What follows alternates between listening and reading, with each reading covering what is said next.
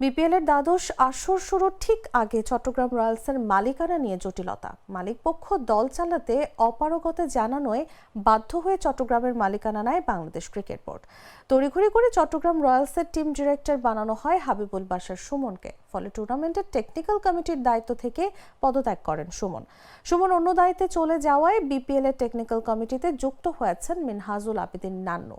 বৃহস্পতিবার রাতে এক সংবাদ বিজ্ঞপ্তিতে এই খবর জানিয়েছে বিসিবি জানায়, জাতীয় দলের সাবেক অধিনায়ক হাবিবুল বাশার সুমনের পরিবর্তে আরেক সাবেক অধিনায়ক মিনহাজুল আবেদীন নান্নুকে টেকনিক্যাল কমিটিতে অন্তর্ভুক্ত করা হয়েছে। অভিজ্ঞ এই সাবেক নির্বাচক যুক্ত হওয়ায় টেকনিক্যাল কমিটির কাজ আরও শক্তিশালী হবে বলে মনে করছে বোর্ড।